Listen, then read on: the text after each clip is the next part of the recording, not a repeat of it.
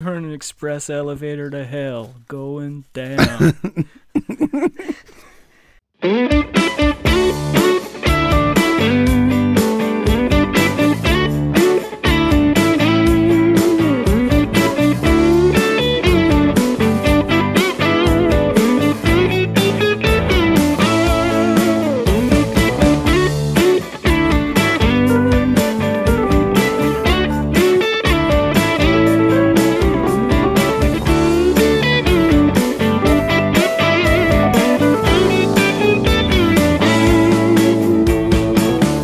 Hello and welcome to another episode of We're Not Wizards. My name's Richard. I will be your host for this morning or this evening or 10:15 at night, just whenever you happen to be listening, because after all it's your podcast. Joining me today is Mr. Gerald King. Mr. Gerald King is from Spontaneously Combustible Games. And Mr. Gerald King is here, or Mr. King as I call him, is here to talk about Flip and Find's Diner, which is his up-and-coming Kickstarter project. So, hello, Gerald. Hey, what's happening, Richard? Yeah. That was my radio voice. How'd you like that? And join us after the news, where we'll be meeting a man who's been collecting sardines for 47 years. He likes to open them every morning so that the house smells just like sardines. He's like, if you're gonna get that fresh fish smell, no, let's not do it. You're gonna get it from sardines. Do you have sardines? Fishy here. Do you have sardines in the diner game? No, we don't have sardines in the diner game, but I actually love sardines. Oh, there you go. That's my job as a host, is to find out what you like, and then talk about it. That's how. That's great. You're doing a fantastic what job. We're meant to be doing here. Between talking about my game and talking about sardines, I don't even know where else we could take this. I just think we should stop now. I think we've peaked. That's cool. 3 minutes in. Yeah, we have. Oh boy, that was fast. I know. This never happens to me. Oh my goodness. It's okay. Just give it a couple of minutes. We could start again. Just give me a sandwich. Just give me a sandwich. The reason that we do this, oh my goodness, it's going to be one of those episodes. The reason that we do this is because we fundamentally believe, in our heart of hearts, there's simply not enough podcasts out there about sardines. And the other reason that we do this is because me and Gerald have been talking for a long time. It's been a long time. And then we've been talking about him coming on just to talk about Spontaneously Combustible Games in general, and then the opportunity came up. And then the opportunity came up for him to talk about Flip and Find's Diner. So it seemed like an appropriate time to kind of get him on, have a chat, find out a little bit more about good self, and find out a little bit more about this game that he has coming on. So thank you for coming on, Gerald.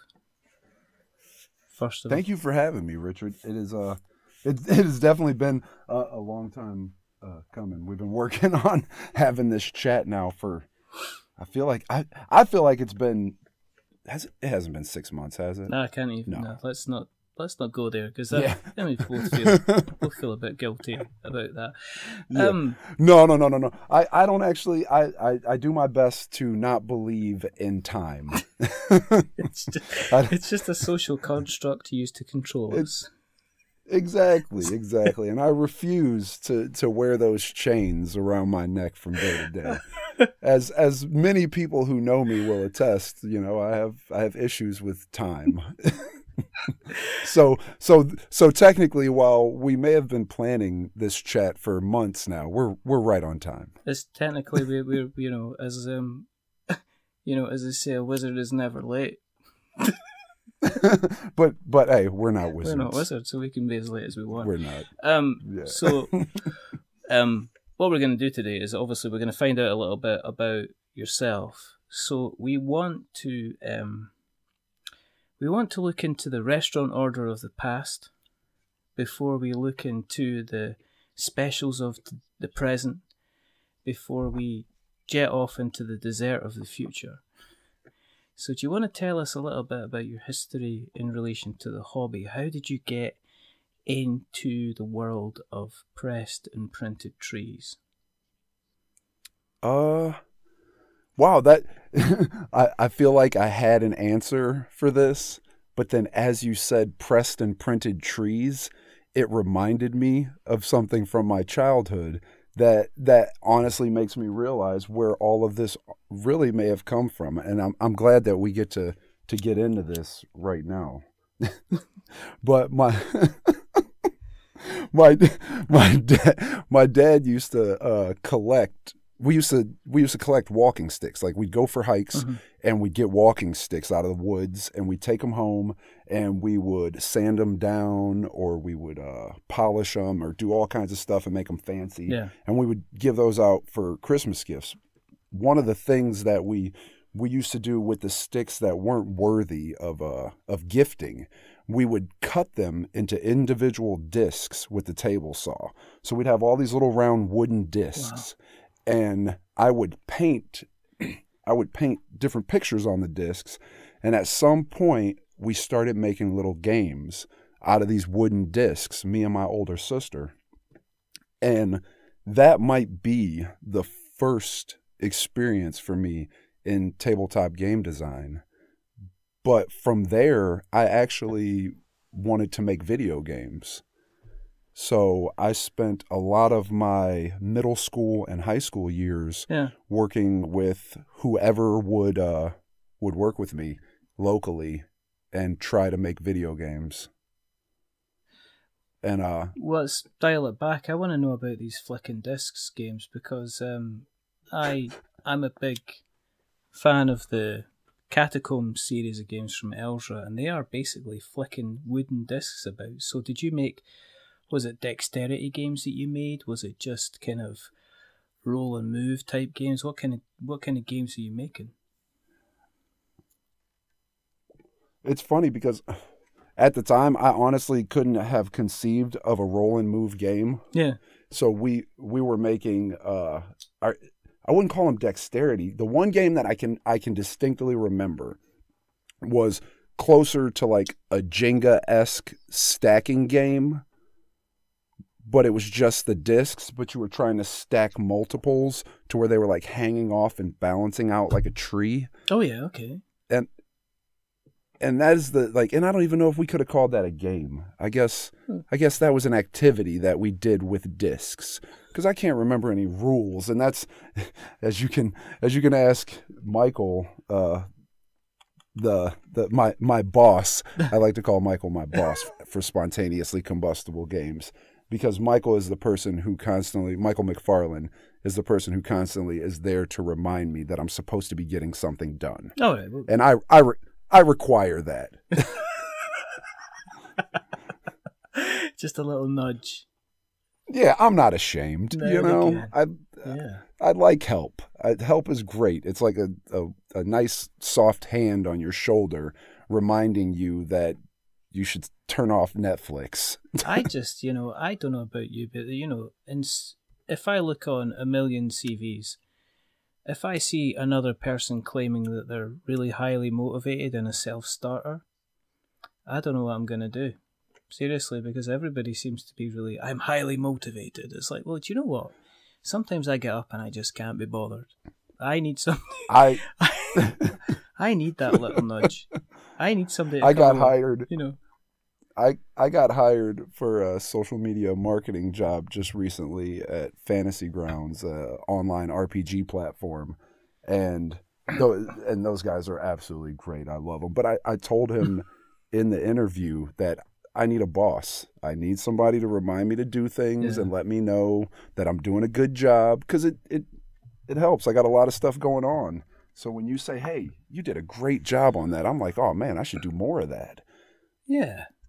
It's not like... So how am I doing, Richard? You're doing, you're average. Yeah. That's good. I didn't want to outshine anybody here. No, I'm not trying to win any kind of competitions. We'll have a 37-minute review. Gerald. You'll be fine. I've got potentially some pointers that I've maybe noticed just now, but it's okay. It's nothing that we can't kind of get over. It's fine.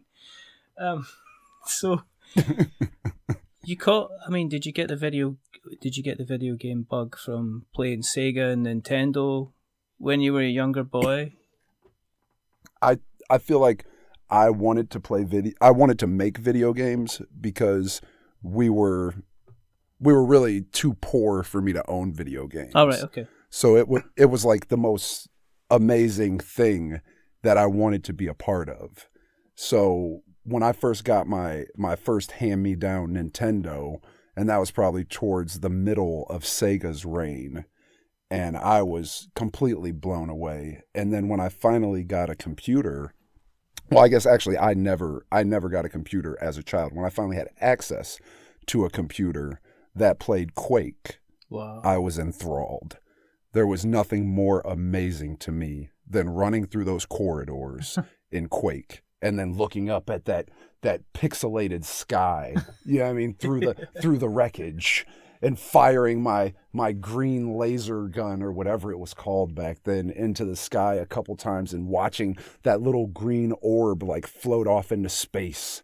Like, oh, that was just amazing for me. But you didn't need the graphics at the time because you had the speed. That Quake engine, just that ripped round. Oh yeah. You were like, you were twitchy on the trigger finger when you were going up against kind of anyone at all.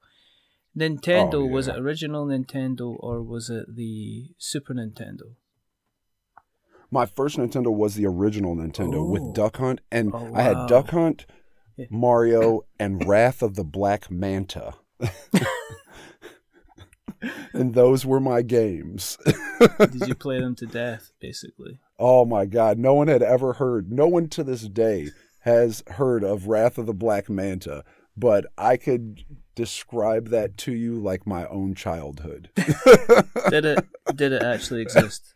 This is, Yeah. there's this whole thing, isn't that whole thing about the film Shazam with Sinbad or something like that in it? Mm-hmm. And people can like totally claim that this film kind of that existed kind of didn't exist. And it's so weird because it's really hard for me to even like blur the distinction on that, because remember, Sinbad was ubiquitous for some time. Yeah. You know what I mean? You couldn't get away from Sinbad. No, he was everywhere. So it's very, very reasonable. When you look at that Shazam, you're like, oh yeah, that happened. No, it didn't. Collective. It's kind of like collective fake memories. Yeah. Because they did this though. They years ago they did a psychological experiment where they took kids and they put them in pictures. They put their photographs into pictures of a hot air balloon, and they shown them the photograph, and they went, "Do you remember this?" And some of them went, "No, I don't remember it at all." But others were able to concoct entire stories about what kind of happened on that day, which is, I always kind of thought was kind of fascinating. So you concentrated on high school, looking at getting into kind of video game development. Were you playing the D&D stuff at that time? Were you doing anything kind of tabletop related at that time at all? No, but I think during that time I was so involved in the game design process. And at that time, I didn't realize that the way I went about designing video games is identical to the way that I go about designing board games. I've always been designing physical games. Mm-hmm.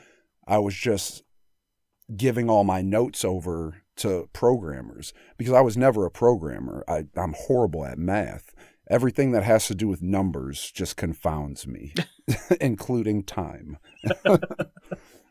Because it is actually 3 o'clock in the morning, and we're supposed to be doing this 5 hours ago. But I'm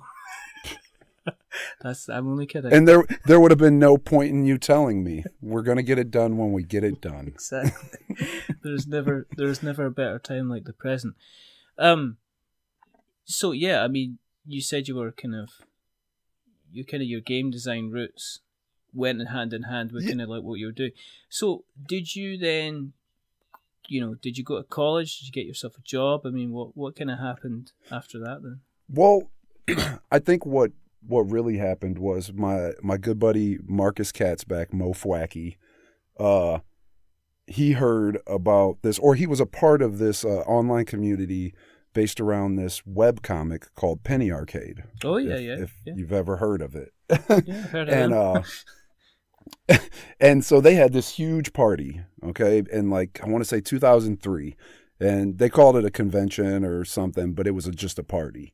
So then in 2004, when they decided they were going to have this party again, my buddy Mark was like, look, dude, we're going. Like, we have to go.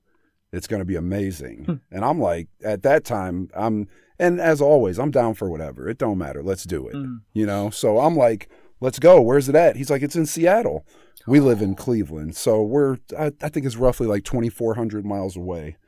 And what number bus goes there? Is that not the 73 goes to? Yeah, no. You just hop the 71 all the way to the 90 west. Oh, right. I thought it was the 73, but I take it that bus go to Texas instead. I just get confused with these 2,400 miles. That's just ridiculous. Yeah, which is fine, because now we drive to Texas every year too for PAX South.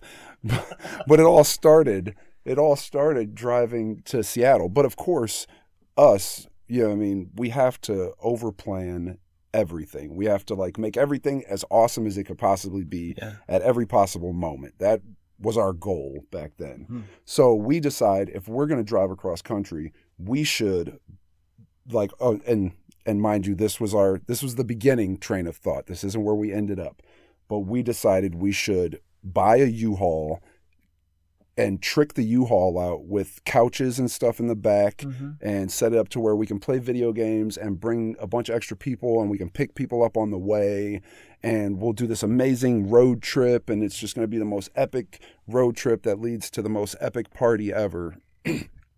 And we started figuring out how to do that, and we spent 2 or 3 months trying to formulate this plan and how we were going to go across the country like this. Of course, none of that happened. Did you not get Kevin Hart turning up? Because normally nowadays, if you do any type of road trip, he kind of rocks up at some point. Oh, well, see, that's the problem. If we had conceived that in an era with YouTube and Instagram and everything that we have these days, oh man, it would have been beautiful. And speaking of which, it still may be beautiful. I don't let dreams like that die. No. But in that day and age, back then, this was 15 years ago, we were just doing this all in our own little world.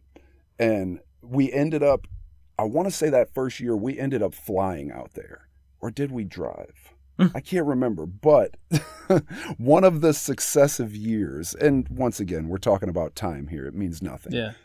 But one of those following years, maybe the third year, we finally got what we called the cross-country super trip together. Oh. And the cross-country super trip was a traveling idiot road show of us and a bunch of different people who wanted to go to PAX.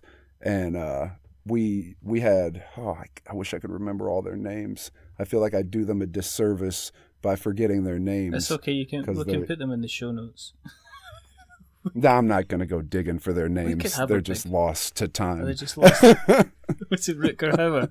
All these things. Well, I have stories. I have stories for every one of them, but their names are all gone. But there was these guys from Jersey. They drove from Jersey, met up with us in Elyria, Ohio, and then we drove from Elyria to Michigan and to all these other points across the map, the northern part of the map, to Seattle to pick up different cars. I feel like that first year we had 8 cars. I feel like the best year there was 11 cars total that went across country. One year we had what we called the super van, or was it the super van? I want to say it was a super van, but it was a van we rented.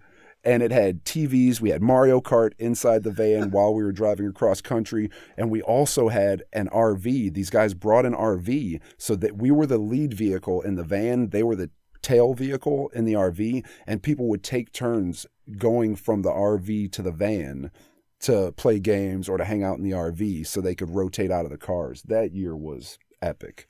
It's like Cannonball Run. I don't know what that is. It's like a big race thing. Or a convoy. Oh. Or that's what it was. It was a convoy. We actually did time-lapse footage of from the inside of the vehicle and from looking out the back of the vehicle, showing all the cars behind us a couple years. And it was just a fantastic time. But that introduced me to PAX, and it gave me the confidence to be a part of the community, because as coming into that community that first year in 2004, and I mean, let's be honest here, I'm black. And because I'm black, in 2004, there weren't a lot of people that looked like me at events like this. You know what I mean? And so it was definitely a shock to my system, you know, just to have to like understand, because we were a lot younger, so we turned it into a game. We would go around and actually try to find and like count how many other black guys there were, or you know what I mean, just people who weren't white, you know. And I remember one year we got up to like 11, you know, out of like how many thousands of people there. Yeah. And so doing the cross country super trip, and I mean, I'm not shy. I'm never shy. And mind you, most of these realizations, they're all in retrospect of like the understanding of how it was actually affecting my behavior and how it guided my journey through the culture. But when we started doing the cross country super trip, we would get there and there would be people waiting for us and clapping and like, you know what I mean? We'd pull up in front of the convention center and there'd be 100 people out there to greet us. So I was a part of this big spectacle, this like wonderful thing.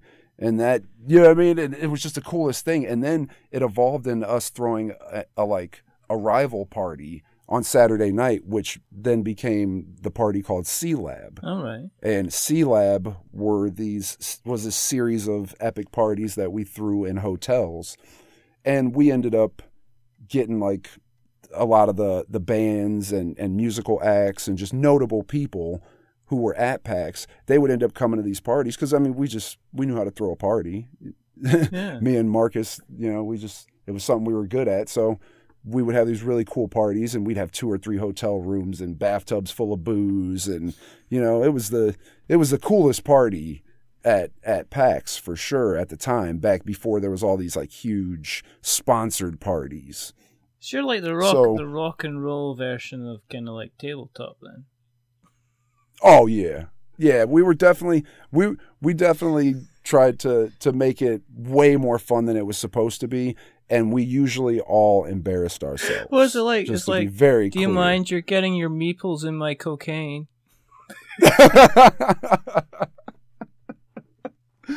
I don't think there was ever any cocaine at the party, but the amount of booze that was there would have it was definitely more than enough.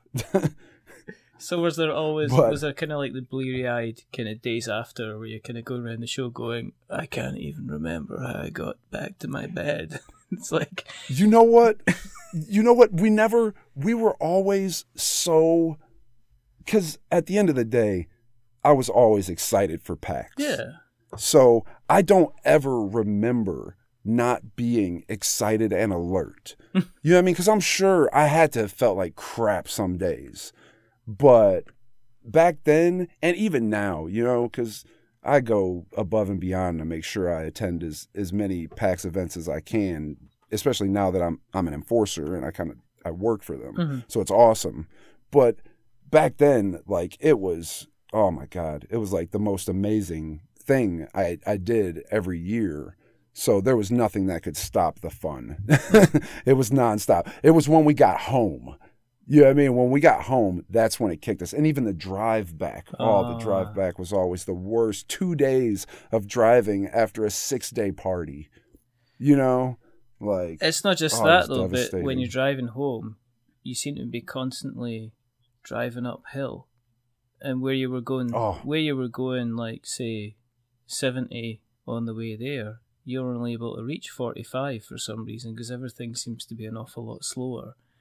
And you're just like, whoa, when can we get home? And it seems like 4 hours get added on to the journey time no matter what happens. It's just even more when you're stretching it out over 2 days. And on top of that, you're driving with people like at some point we had become like professional drivers, me and Marcus, you know.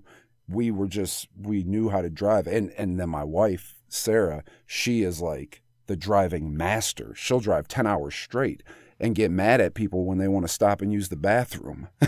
She's like a professional truck driver who's never driven a truck.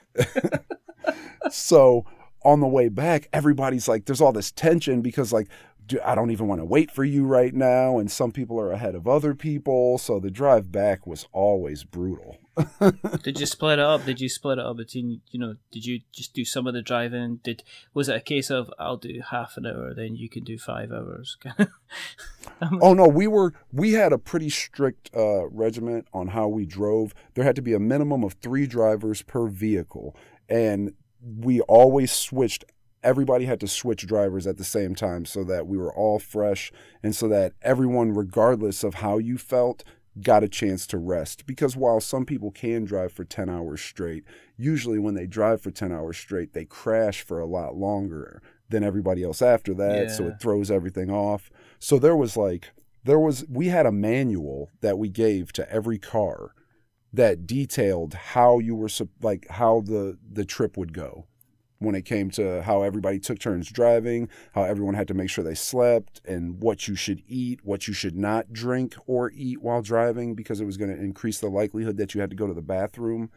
Me and Marcus did a lot of research and made sure, and Marcus especially, I was really just entertainment. Did you do like kind of like studies into it? Did you have people doing kind of like mock driving stuff? Did you have clipboards? Did you have like lab coats where you were measuring people and let's say, let's try them on the Doritos?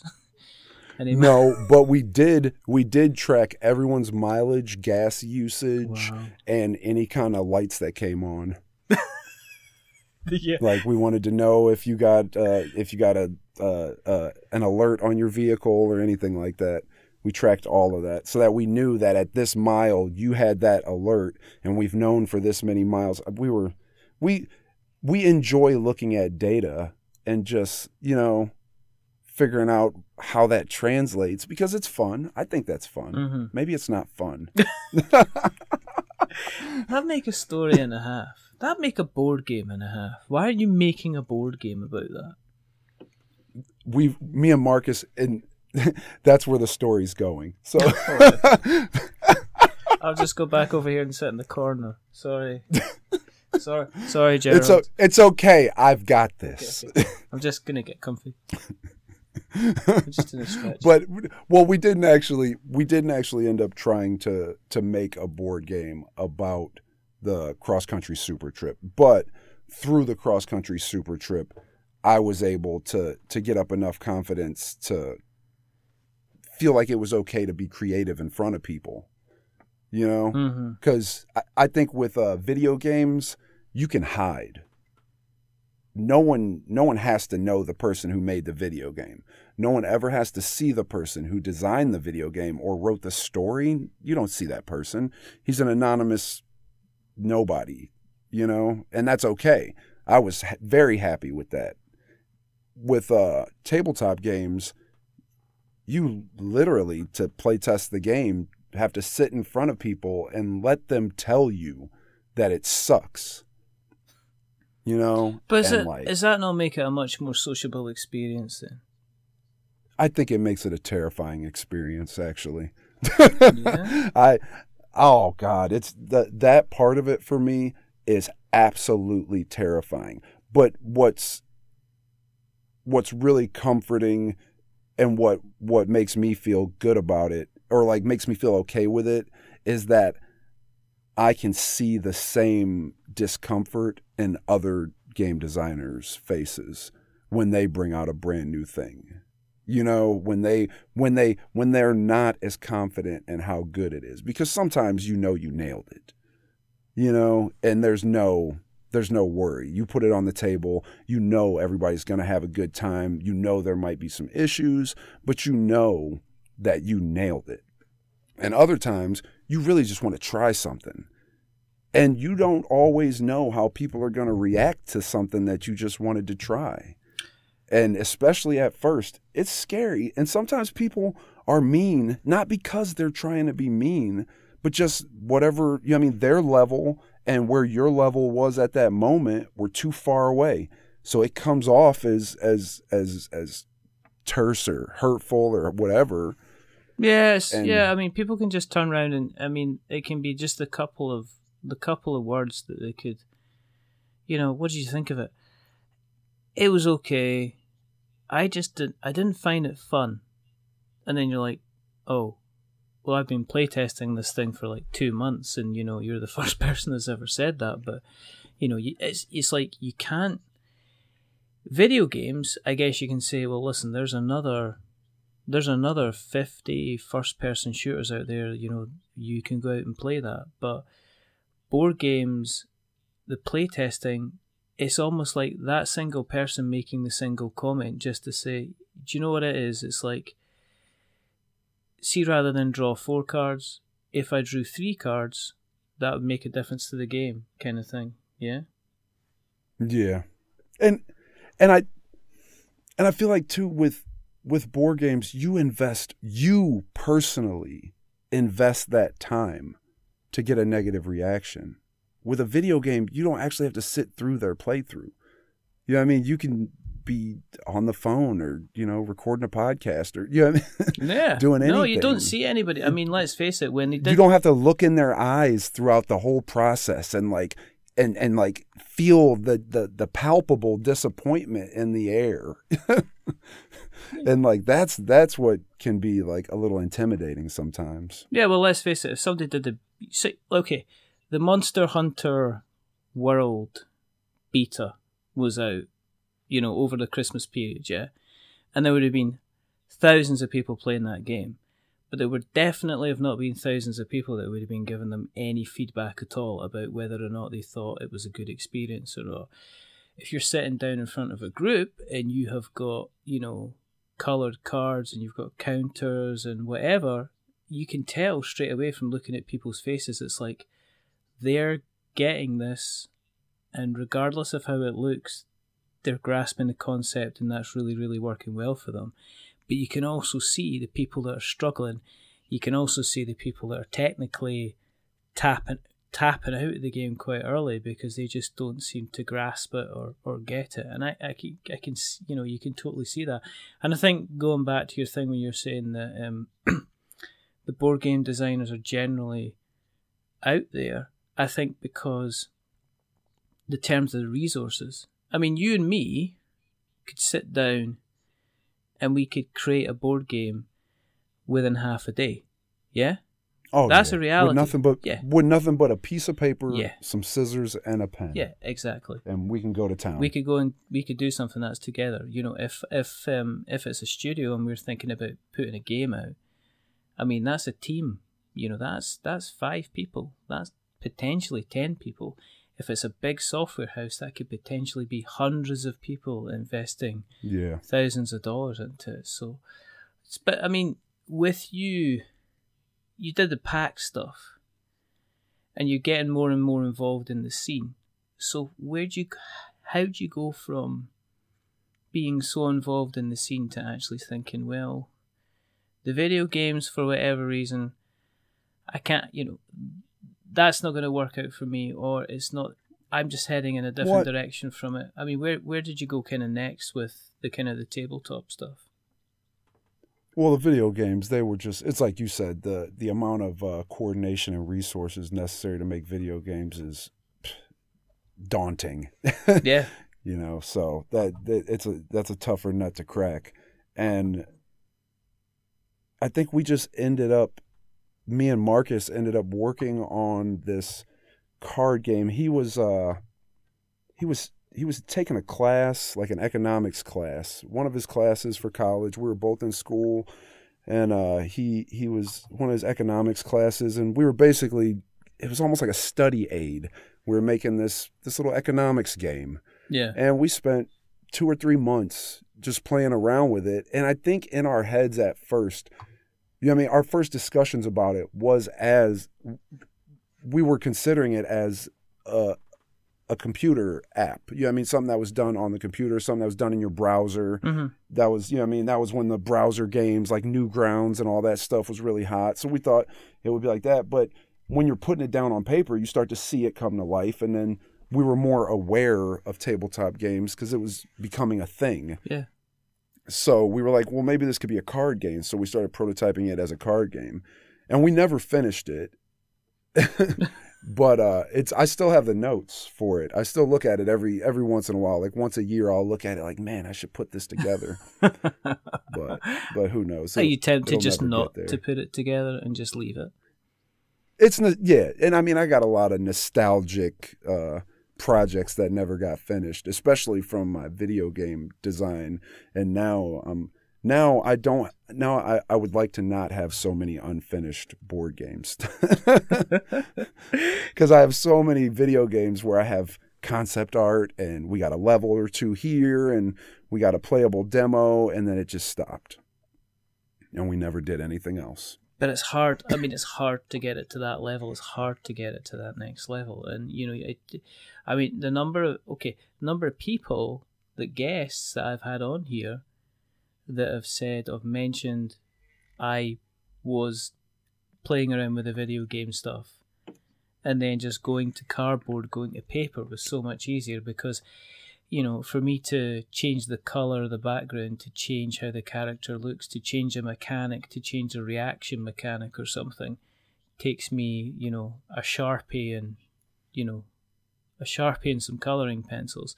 For me to do it on a video game takes me, you know, 2 weeks of hard programming, bug testing, fixing, patch upgrades and everything kind of that. So, but did that started you down the line then? You know, you're working there, putting together this idea. I mean, when did you think, well, actually, let's actually step into this world then? Let's see how far the rabbit hole kind of goes. I think it just playing around with it. I hadn't really designed anything in so long.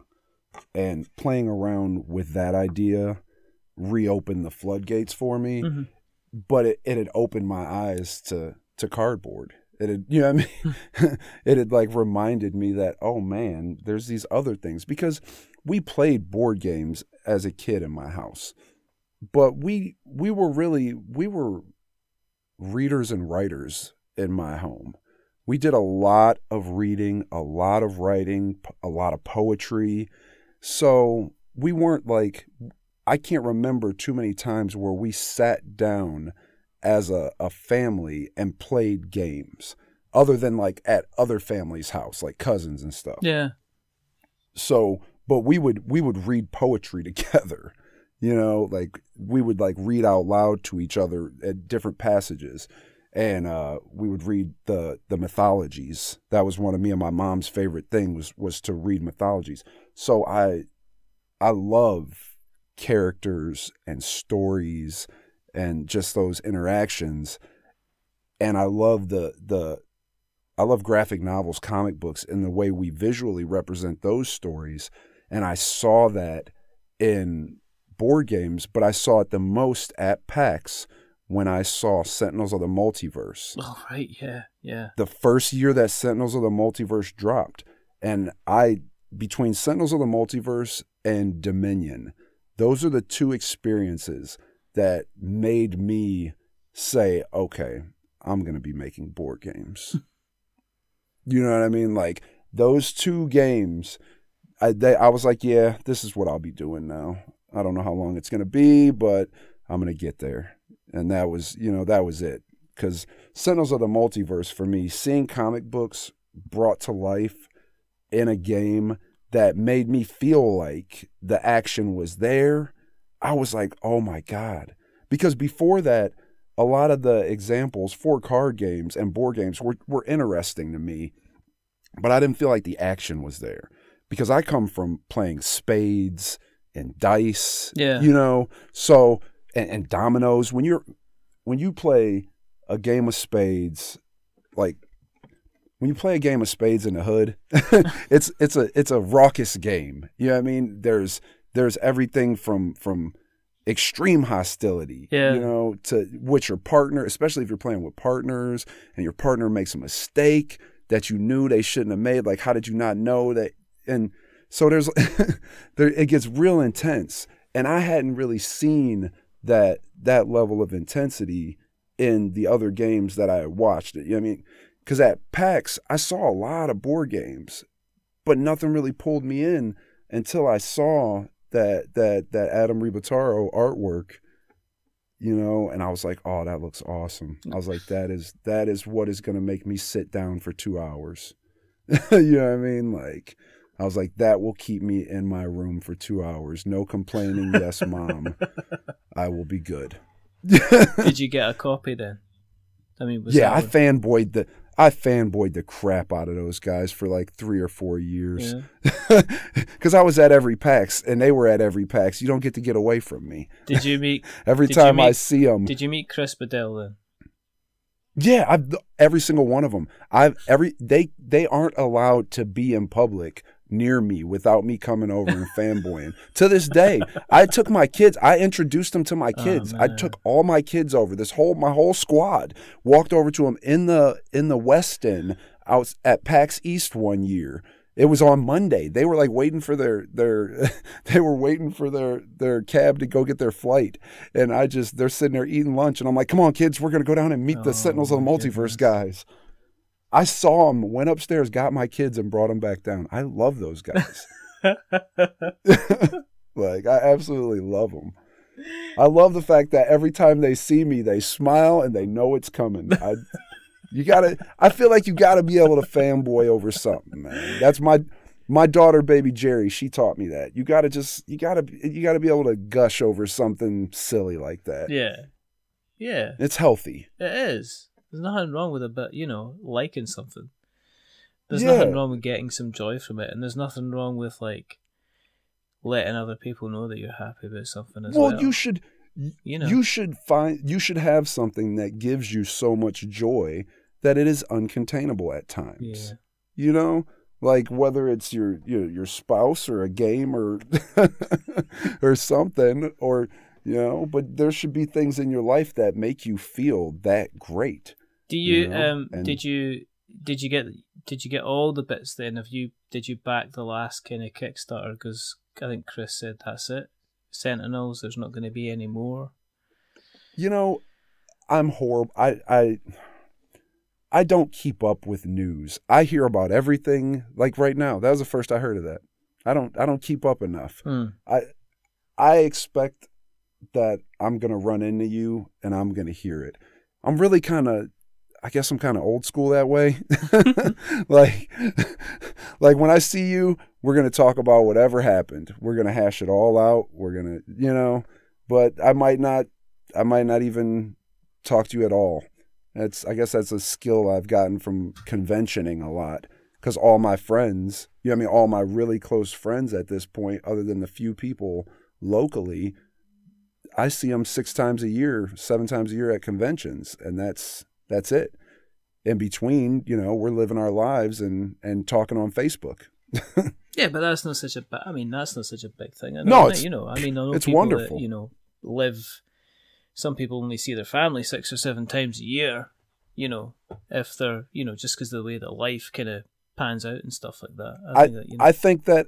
I think that this transition has made our friendships more familial. We have stronger friendships because of the way we can passively observe one another through social media and talk only at the right times.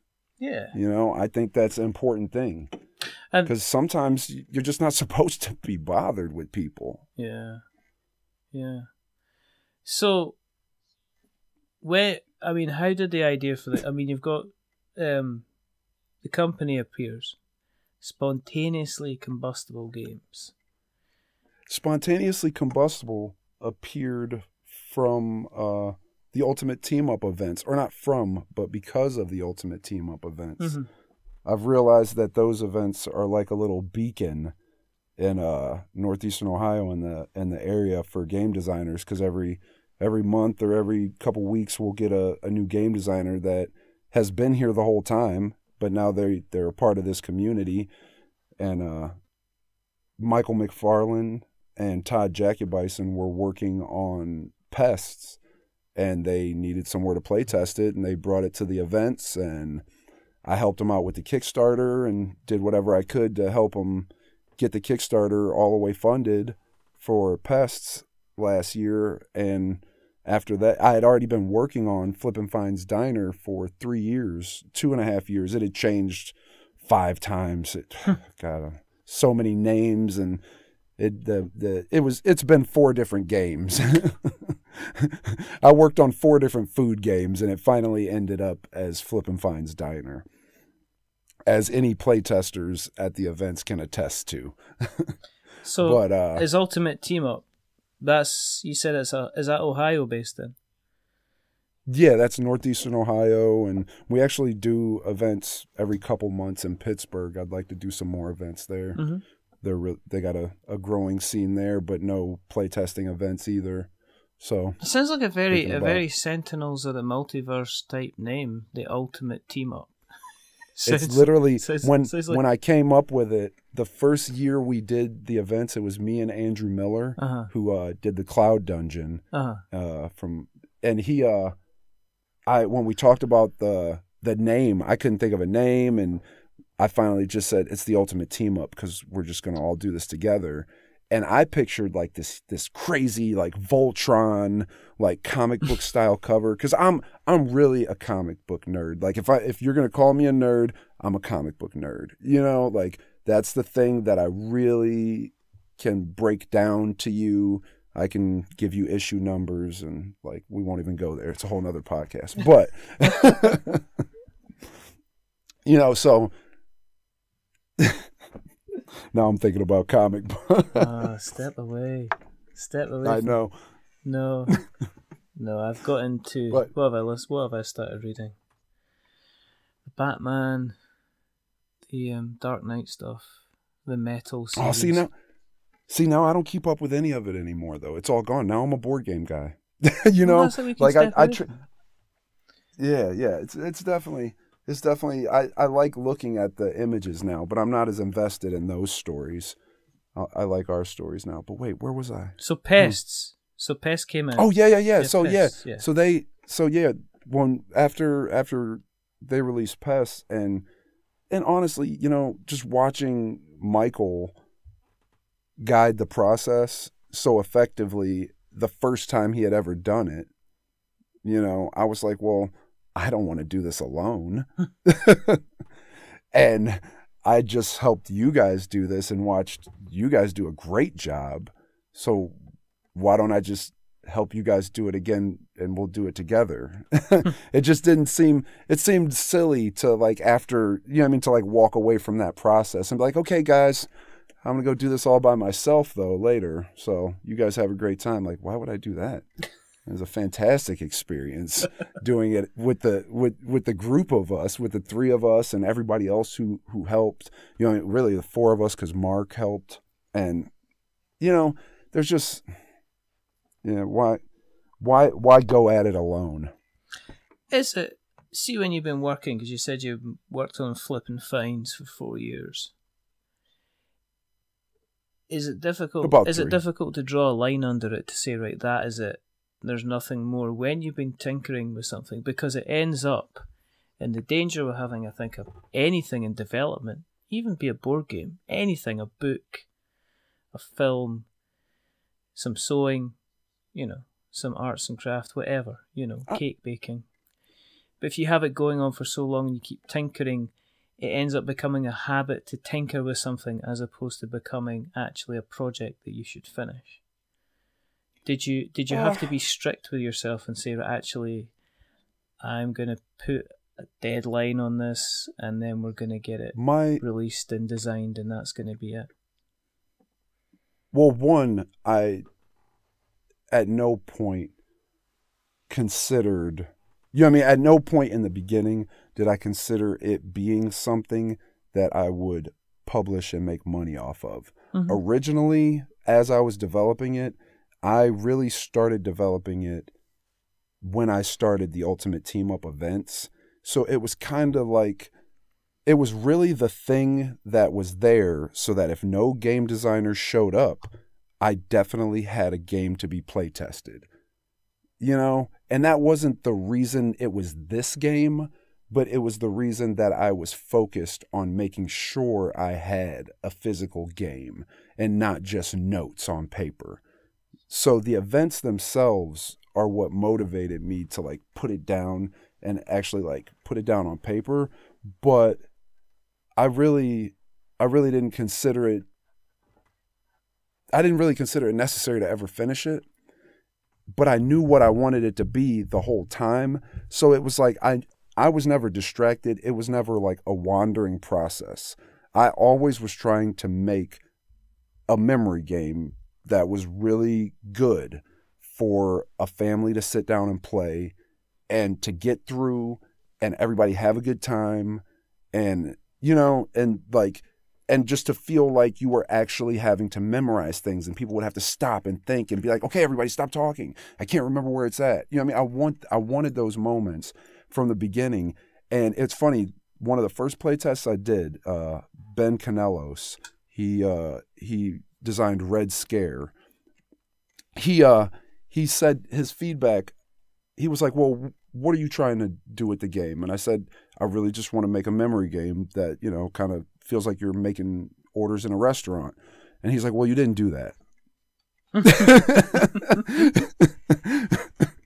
and he elaborated from there, but that shoe dropped like that, you know, and it really, I choked up a little bit. I won't lie. I don't think I really ever said that, but you know, it bit deep, but it was the truth because I hadn't at that point done anything near that, you know, like if just thinking about what it was at that time, you know, like, and I knew it wasn't done then, but I didn't realize how far it was from finished. But because I think I stopped working on it for like 4 or 5 months at one point, and I was just solely focused on the events. Yeah. And doing Ultimate Team Up. That became my game for a while. Yeah, but you got to chop and change because you can stare at the same thing again and again and again. Yeah, you know, I'm lucky because, you know, before I was speaking to you, I was speaking to somebody from Estonia. Before I was, you know, the time before that, I was speaking to one of the guys that worked on the Dark Souls board game. The time before that, I was speaking to somebody that was organising Aircon. So my time doing the show allows me to speak to lots of different people. I don't really get a chance to get, I guess, deflated. Unless, you know, on occasion, you'll be like... That's what... On occasion, it's kind of like, I know I've got to edit this.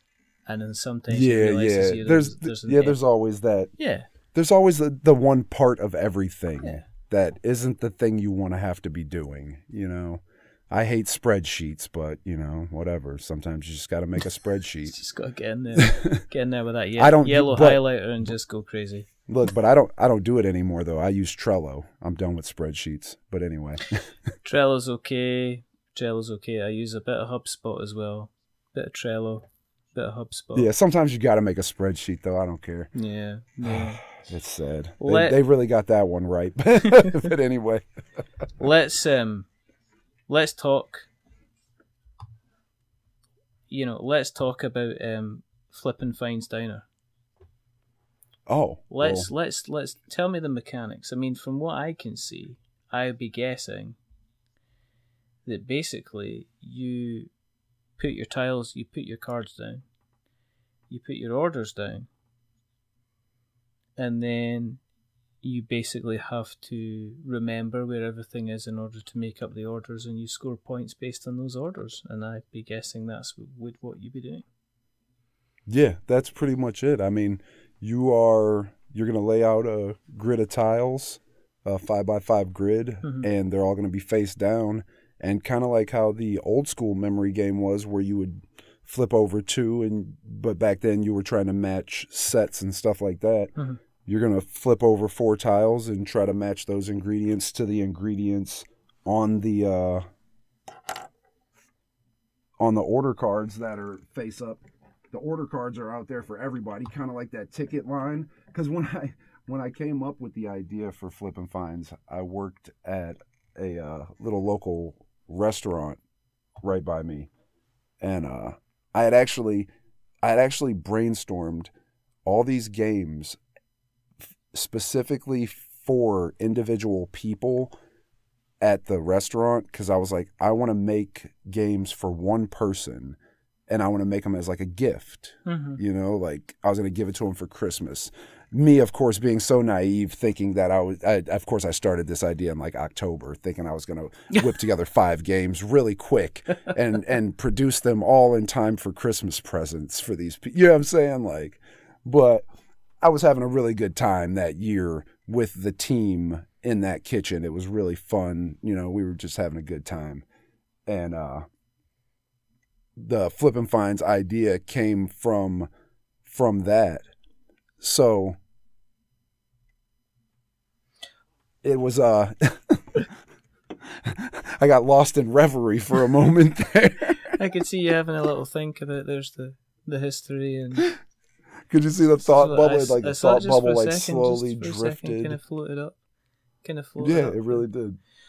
Was having the ultimate team up, was that good for playtesting then? I mean, did you, was it just a case of, did you basically almost have a playtesting group ready in there before you had a game? I mean, are they quite a hungry, open to new ideas, welcome to kind of try anything? Because I think that's potentially when you go to a local game group, that could be one of the most difficult things to find, is to find somebody that's willing to sit down with you with your 57 pieces of white paper and your counters that you've laid out and your kind of stuck on dice. I mean, the guys at Ultimate Team Up, were they really open to just saying, yeah, let's stick it down, let's find out what this Flip and Finds diner's all about? We're really lucky to have Case Western Reserve and Kent State and BGSU, all these like really cool, like, and they're kind of popular. I feel like they're known, these little colleges in Northeastern Ohio, because we have some really, really smart playtesters, and game designers. So our playtesters will break things down for you. I can remember Kevin, and everybody in our group knows Kevin, because Kevin will tear your game apart. Okay. I feel like, and I may be misquoting it, he's a math professor. I don't know his exact title, but he's a math guy. And you can put any game in front of him and he will play it. He will play it to the optimal strategy, and he will destroy it. If there's holes, he's going to expose them. So, and then we have a lot of really fantastic people who take part in our play tests every week. Some people show up almost every single week and they're just ready. You can bring them anything and they're like, come on, let's just get through it. Let's see what this has, and they give great feedback too. So we're really lucky, because I don't think that Flip and Finds would even actually exist without their input, because like I can think of very key things in the game, like key moments when fun was unlocked from feedback directly from playtesters, where they were like, well, this and this, and the tip cards was something that came from playtesters, because it just didn't, wasn't scoring properly in the end. It didn't feel right. Yeah. And somebody was like, oh, well, you should do something like maybe like this. And then we actually sat there and talked it out. Me and a playtester sat there and talked it out. And he pretty much helped me develop it right there from the idea that he had from us playing 2 or 3 rounds. And they were actually one of the most competitive play tests I had ever seen. They were so serious. Oh my God. Was it scary? Was it scary thinking, right, this is going to Kickstarter, let's take it to Kickstarter in the next level? Were you quite happy? Because it sounded to me like you're quite happy to have it just rolling out Ultimate Team Up. When did you decide, right, we're going to take this to Kickstarter, let's actually just do this, get it out there, draw the line under it, and, you know, push it out into Kickstarter? It's kind of scary to put it out on Kickstarter, but I feel like you can't be afraid to fail so much that it taints the meat. You know what I mean? Like, yeah. Don't let the fear. You know what I mean? You can't let the fear seep into the meat. No. So, I really like tried to not even worry about that part of it, because I am really just happy with it just existing. And I would really like for it to be a game that so many people have in their house and get to experience with their families and play over and over again and just have a great time with. Mm-hmm. But if people don't want that, then I'm not mad at them. Might be a little sad, And has it maybe one tear. And and has it been kind of different making the move into kind of doing the promotion of the game then? It's honestly one of the things that I preach hardcore to everybody in our community in Ultimate Team Up is just like, you're marketing from the moment you conceive the idea.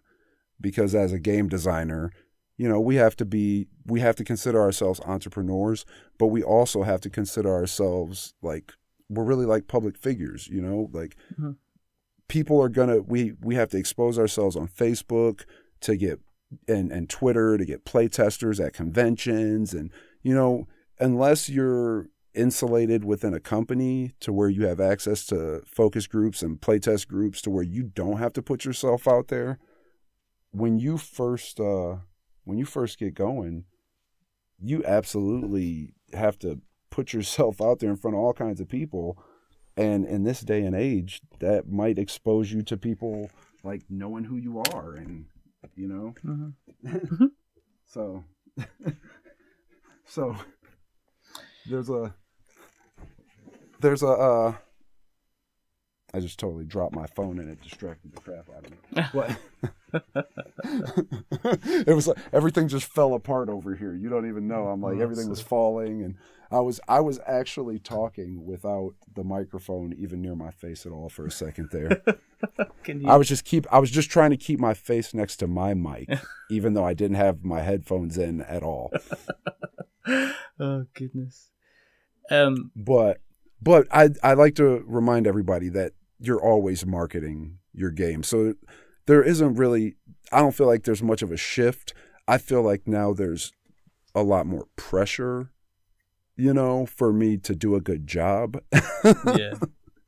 Like I can't just decide not to be on social media today. That's how I feel now, you know.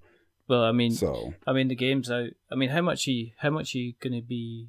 Well, how much do you need to kind of pay to get involved in the Kickstarter? What are you going to be putting the prices? I believe it's at 20. I better check though before I go. Michael finished the Kickstarter preview page right before he let me know right before we started recording, and I honestly didn't look at it. All I know is we need 288 backers at a $8,000 goal. Okay.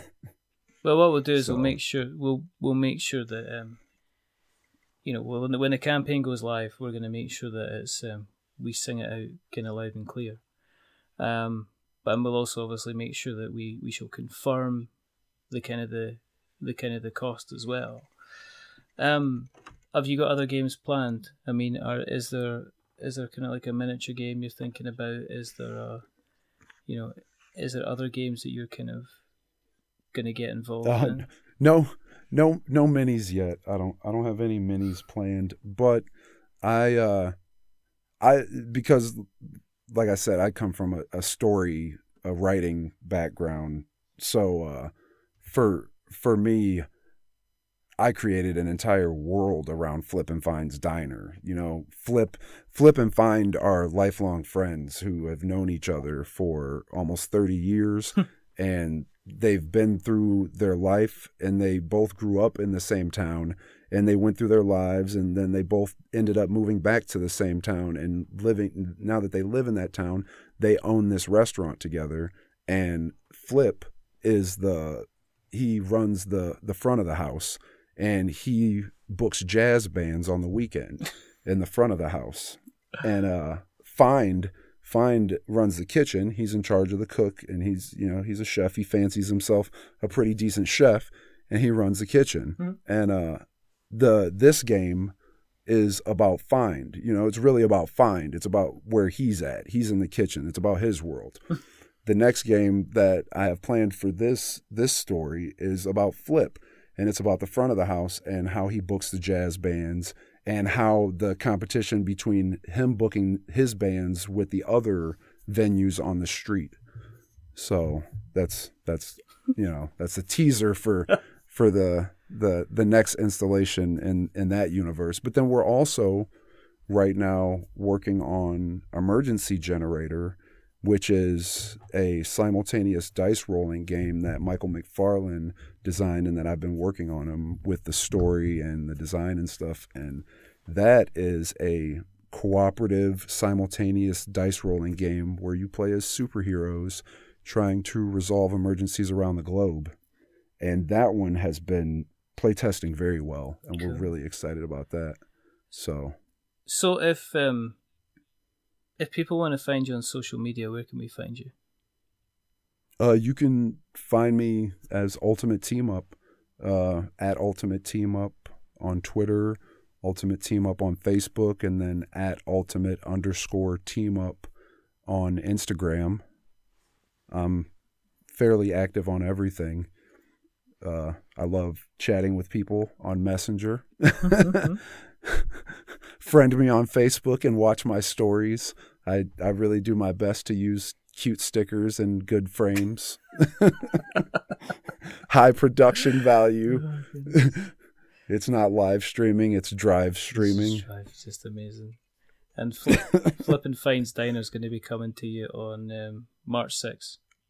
Yeah, March 6th. We're doing a 35-day campaign because we're trying to squeeze all our conventions in there, because I really, really wanted to end it on PAX. Yeah. But we're doing our first Protospiel in Cleveland on March 9th through 11th. So we also really, really wanted to have it launched during that first Protospiel, because Andrew Stackhouse has organized this Protospiel for us, and we're just really excited to have people coming from other places to make games in Northeastern Ohio. It's so exciting.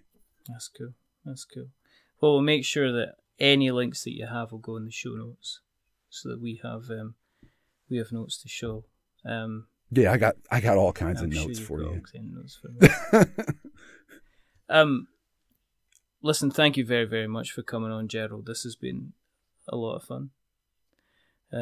Really appreciate you giving us the time. As I say, we will be making sure that people are more than aware of Flip and Find's Diner when it's kind of launched. But just, thank you very, very much for coming on.